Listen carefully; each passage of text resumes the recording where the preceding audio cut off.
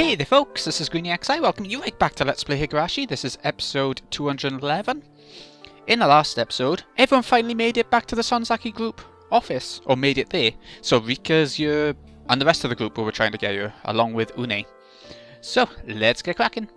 The Sonzaki group's office had been turned into a shelter for the local residents.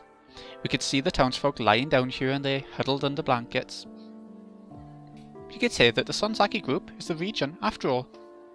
At my mom's orders, we've been taking in people with nowhere else to go since the chaos started. Excuse me. What do you mean people with nowhere to go?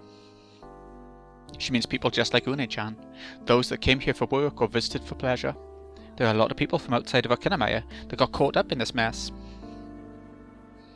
The watch went after those with nowhere else to go first. We could have fought against them, but Akane-san ordered us to avoid that. So after securing as many people as they could, they built up their surroundings with those barricades to limit their contact with the watch and prevent any further trouble. To the watch, all outsiders were the infected. If they knew so many outsiders were being sheltered here, there would be big trouble. Is this place safe? I can guarantee it's the safest place in Okinawa. The community centre was the main shelter at first, but that place has collapsed. So this is what's left. Collapsed? You know what they say about too many cooks. What started as just fighting over leadership led to murder. It's terrifying. I see. The leadership here is solid, so you've managed to establish order and keep people from handing their hearts over to the demons. Impressive. So are the police and such still operating then? They're scattered across the city responding to riots, and there are lies going around that they're harbouring infected. This situation is beyond anything the police were prepared for. There's no way they could handle it. That said, you were brave out there, Tomitaki. Where did you get such a wonderful gun? I just happened to pick it up. You know, that's not one amateurs could handle. You're a man of many mysteries. Rika? Rika? What's the matter? Huh? Rika-chan's not here? Une-chan's gone too? I thought I saw those two talking over there just a moment ago. What do you mean, Hanyu? What's your issue with this girl? Quiet. I'm speaking to her right now. What are you saying? Who on earth is this Une girl? The sound of a tuning fork echoed in Rika's head. The tone gradually changed, almost like it was being, well, tuned. Rika understood. This was a conversation between inhuman beings. It was like they were using a radio. They were searching for the right wavelength to allow mutual conversation, which meant this Une girl had to be... This is Hanyu, leader of the Horned People. Who are you? That was when both tones began to resonate. That pink-haired girl, yeah? No? A bright light enveloped everything. The moment that light cleared away, Rika, Hanyu, and Une were floating in the world of inhuman beings. The eyes of the young girl named Une occasionally took on the light that dwelled within Hanyu's. I was certain this girl was someone like me and Hanyu. Some inhuman being. Hanyu stared long into Une's eyes, waiting for her response. Aha! Sounding very, supernatural, like Yuminiko did a lot. Higurashi haven't done it quite as much, but it is today. I am Une. I am afraid. There's nothing to fear. We have no intention of fighting anyone. What people do you come from? What followed in response wasn't words, but something conducted through telepathy. Various images were practically forced into Rika's head, like she was being compelled to daydream. The ocean of stars in space, like a star ocean? Her blue earth shining in the distance. Apparently, Une was something that had only recently arrived on Earth. She had finally arrived at this land after a long journey, just as Hanyu's people had. So that's the case. After your long journey, you finally...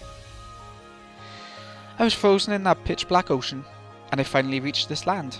Yet, Rika finally realized it. She was terrified. She had finally arrived here, and now she was anxious as to whether she could live safely or not. It wasn't unreasonable. From her perspective as an inhuman being, it was far too dangerous in Akanamaya with the current uproar. The people turned ferocious by N173 were killing each other in a sight out of hell. It was far too sad for her to receive such a welcome, after finally reaching this land after her long, frozen journey through space. Hanyu then followed up by sending Une images of what she knew. For a while Rika's head was flooded with both of their passing images, her mind like a television screen flickering between channels. Then they finally understood each other's upbringing, circumstances, and present situation. Rika was also able to convert those concepts into human words, and understand it vaguely. First off, she understood that Une was the same as Hanyu and Tamura, an inhuman being. She was one of the inhuman people from space who lived within humans just as humans lived on Earth. She reached this planet just the other day. However, that was according to said inhuman being's perception of time, so it might have been several years. Her body had finally acclimated to Earth, and she had just regained self-awareness. She was more of a seed as she drifted through space, and only regained her self-awareness after taking root here on Earth and finally budding. Rika also understood the special nature of Une's people. The special nature of Hanyu's horned people drove people to paranoia when they grew unstable and caused their hearts to become possessed by those demons. That was a disadvantage for them when trying to coexist with humanity. And it was a problem both Hanyu, Tamura, and the horned people recognized. That problem is also the aspect that Takano showed interest in. In Une's case, her people carried no such disadvantage. They were much better adapted to coexisting with humanity than Hanyu's people were. So unlike you, they're the type that Tamura would have welcomed. There's no way Tamura would welcome any new arrivals. We'll stick with Tamura. To her, both Une and I are equally terrifying invaders. Une's people possess strength, nearly equal to Hanyu's. Strength? The image that's pouring into my head is the strength of a plant's roots.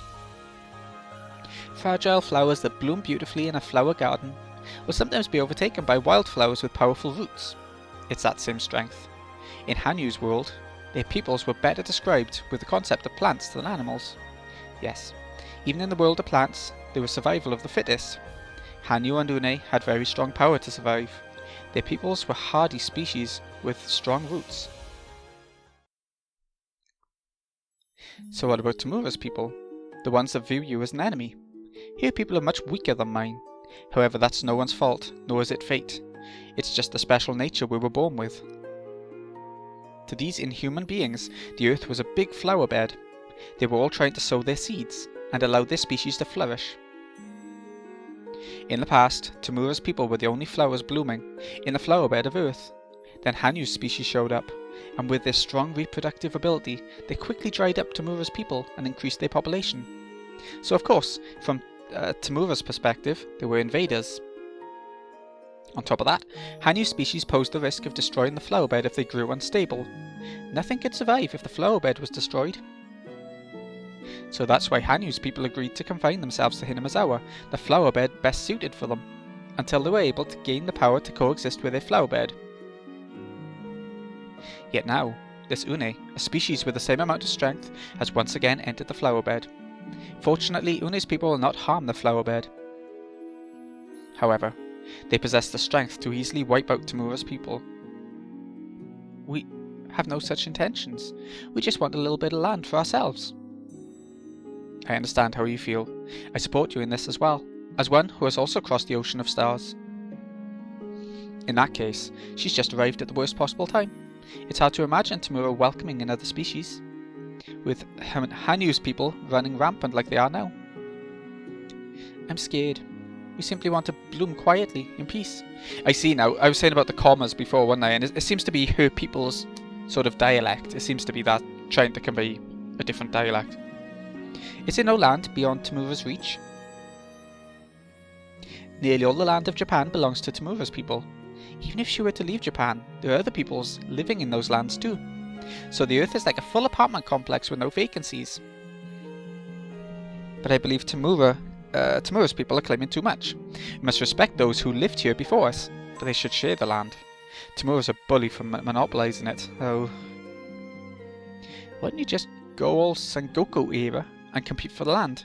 Survival of the fittest is the law of nature, right? Because that would lead to something terrible. A flower bed on this very planet would meet their end. Oh. Whoa, whoa. Now that you mention it, you and Une are about equally strong, right? What would happen if you fought? I don't want to fight. I don't want to fight either. There's no point in fighting her anyway, because our strength is equal. Meaning what?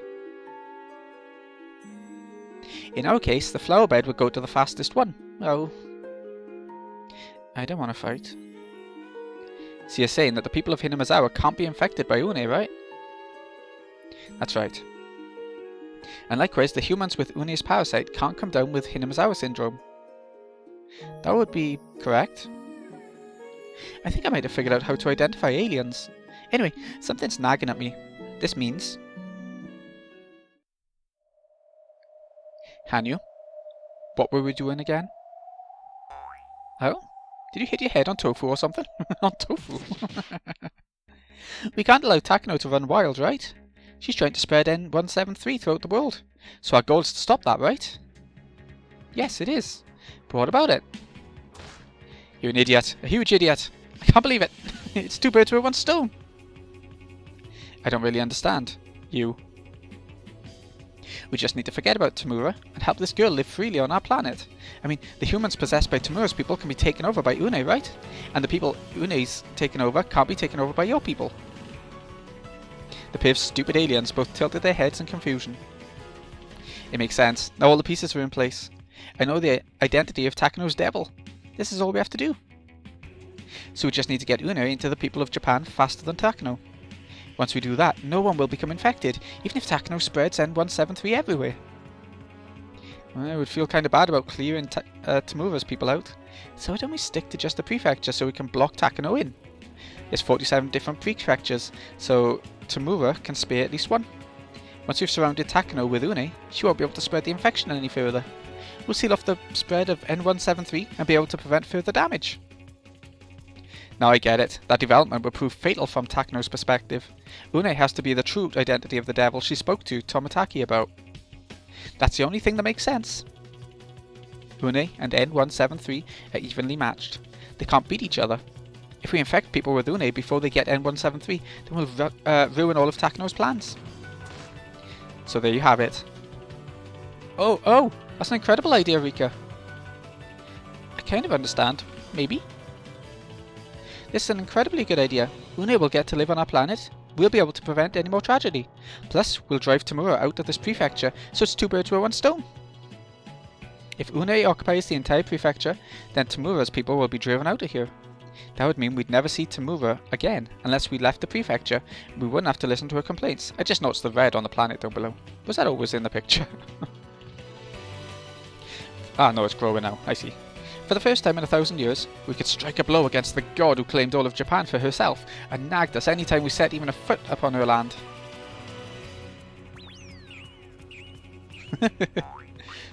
Bouncy bouncy. I haven't seen this before.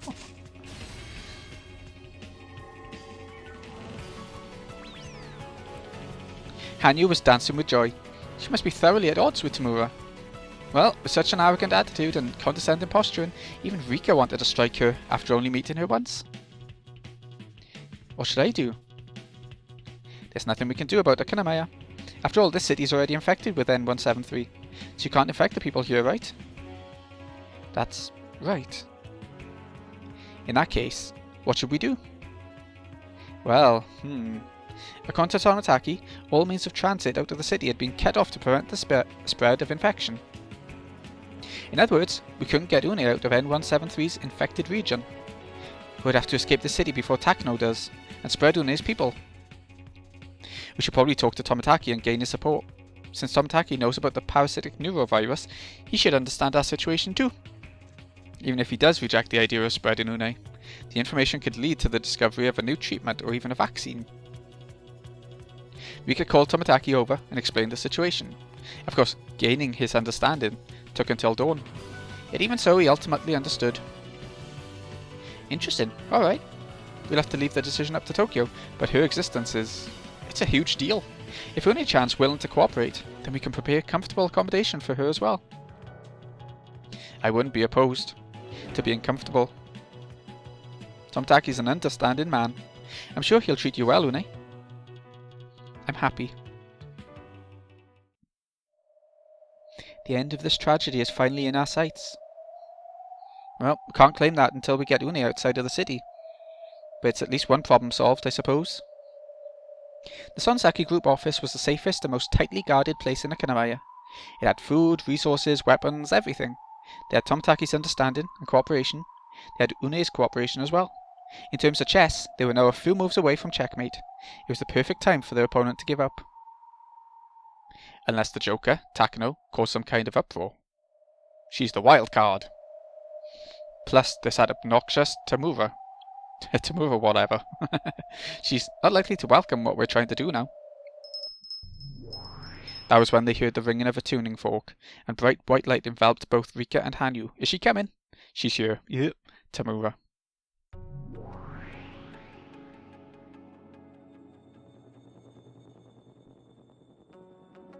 Speak of the devil?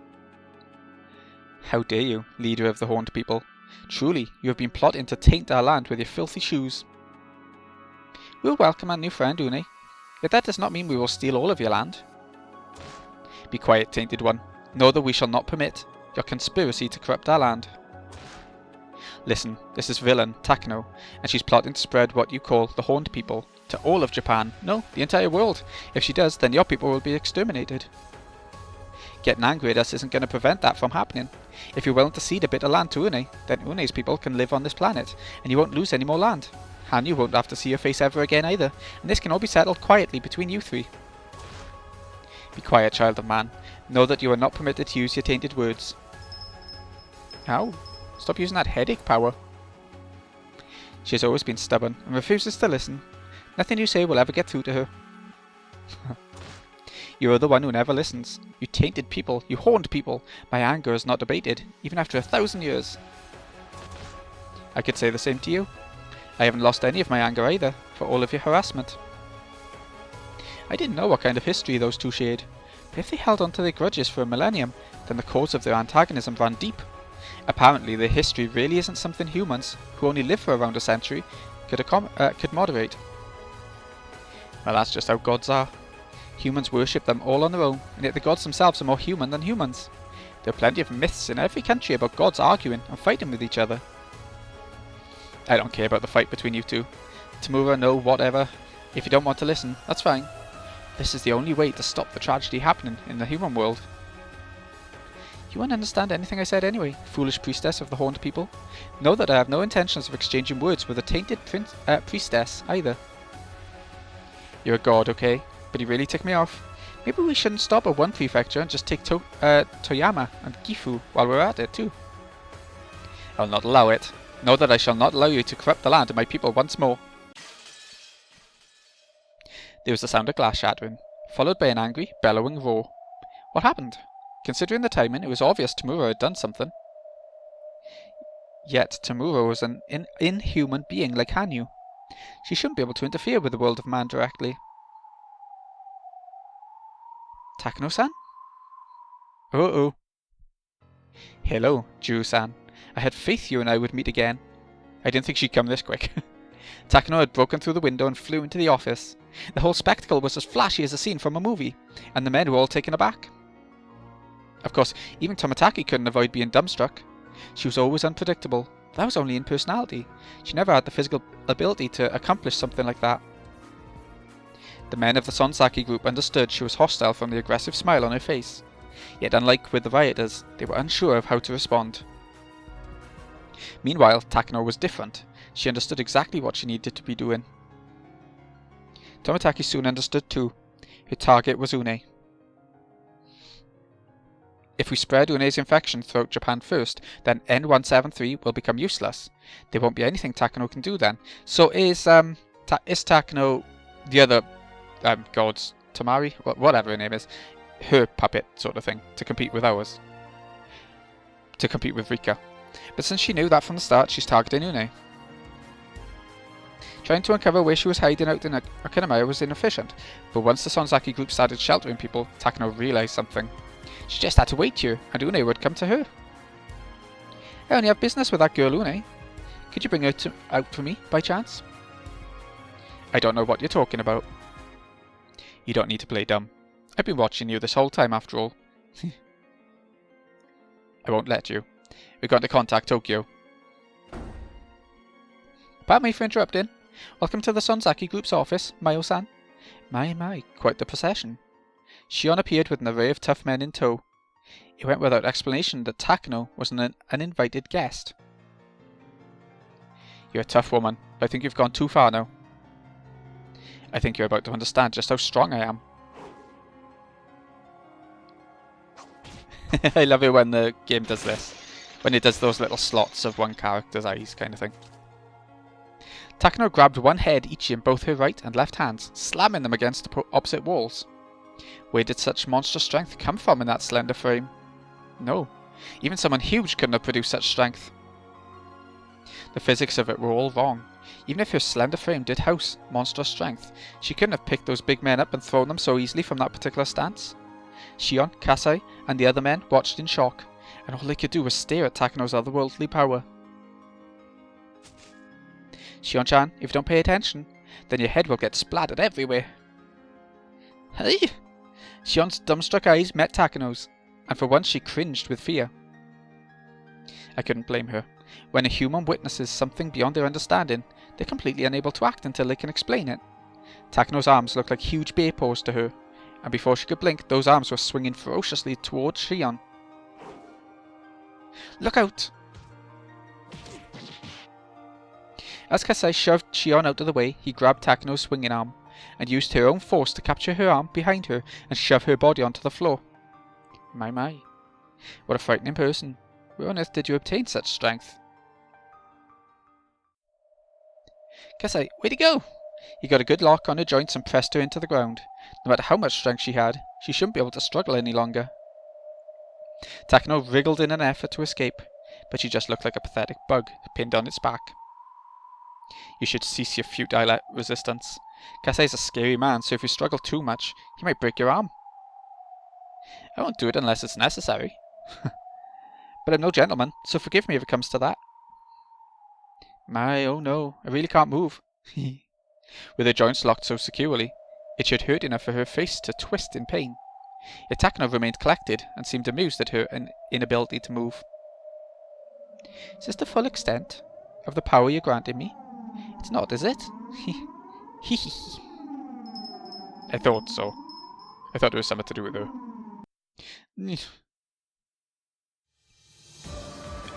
She back up. Takano used her other arm, and with just that single arm lifted both herself and her grappler, Kasai. It was like we were watching some kind of circus performance. No, Takano's irregular monstrous strength allowed her, with just one arm, to lift both herself and Kasai into the air. Even Kasai couldn't avoid being shocked. In the next moment, he lost his hold on her, and she spun Kasai like a blender, throwing him against the wall. You're having too much fun! Shion got behind Takano, and pale blue sparks could be seen. She had driven her trump card, her stun gun, into Takano's body. No matter how strong you are, no body can withstand electric jolts. Yet Takano just calmly turned around. My, what is that? That's impossible.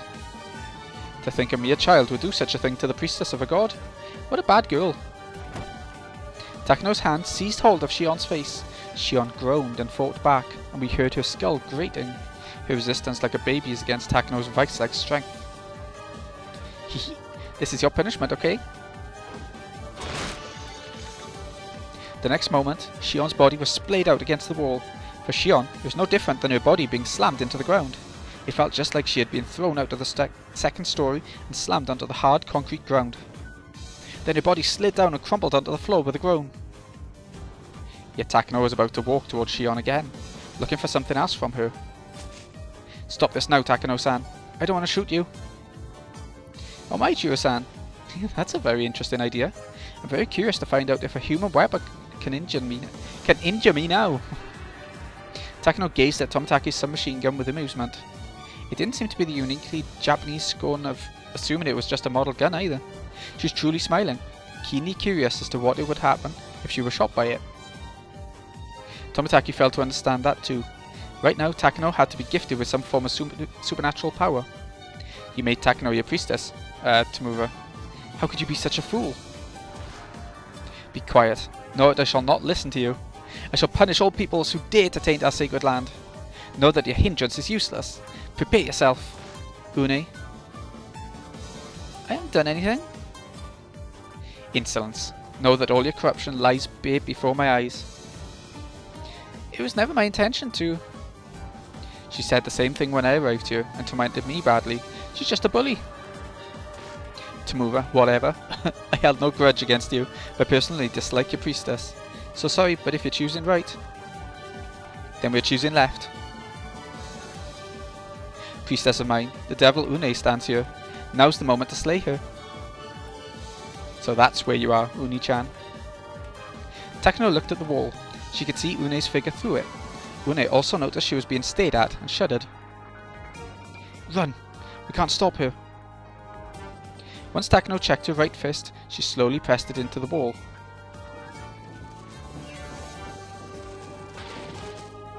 Then cracks began to spread through the wall, radiating slowly out from her fist.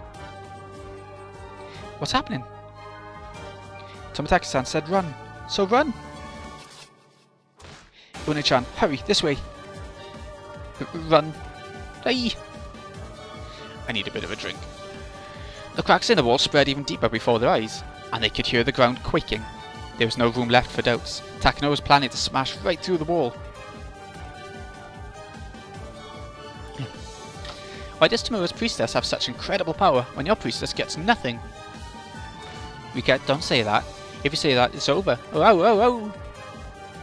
Rika-chan, what are you doing? Run! Ugh.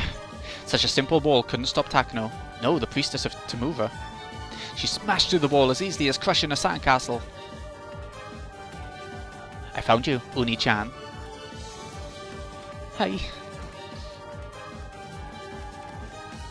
Ah. Uni-chan. Une slipped and fell, failing to escape. Takano wasn't foolish enough to let that chance slip by. She strode right in and seized Une by her collar. Now I've got you.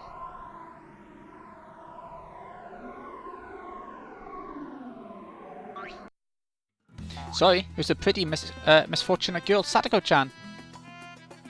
Did you think it was Une-san? She was dressed up! Too bad for you. Oh ho ho!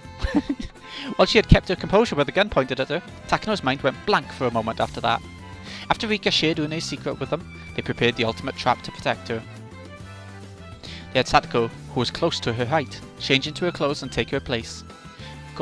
Of course, the slip and fall was all a calculated move to draw Takano's eyes towards her. The shock of seeing her otherworldly power smash through the wall wasn't enough to overcome the thrill of trying to catch her in a trap. Satoko! Oh ho ho! Here's a present for our fool. Satoko took advantage of Takano's stupor to place something onto her head. It was a pair of white, fluffy bunny ears. Now, Hanyu. Here I go. Flash. Huh? What's this?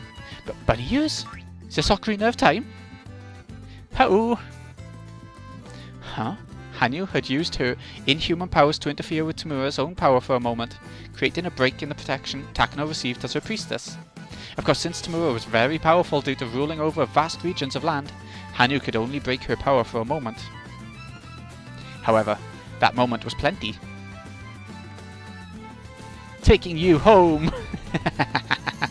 It's the Colonel from KFC. Is Takano cute? Cute!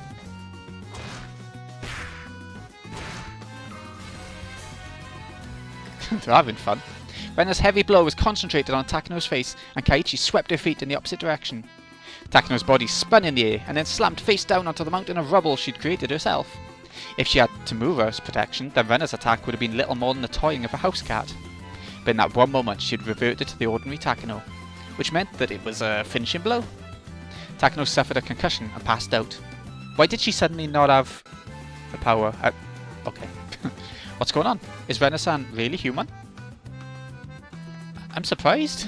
After witnessing Takano's supernatural power just a moment ago, Shion and the others could replace their shock with strange smiles. Of course, because they just witnessed a club member instantly beat her and her superhuman strength. Excuse me. Don't go saying I did nothing. Don't go saying I did nothing, okay? This was my strategy, and I devised it after considering our situation and all our members' abilities. Oh, sis. You're here? I didn't notice. I can't believe she took down that monstrous version of Takano-san so effortlessly. Une-san, there's nothing to fear anymore. You can come out now. It's not scary anymore. Une timidly emerged from the shadows where she hid, wearing Satoko's clothes. Normally we wouldn't have been able to fool Tamura's eyes with just a change of clothes. Takano was certainly able to see Une, even through a wall, with her divine power. Yet when Takano broke through the wall and saw her with her own eyes, her human perception took priority, and she mistook Une for Satoko because of her clothes. That's why she fell for the club member's trap. My priestess, how could you? Takano's passed out. You can't lend her your power anymore.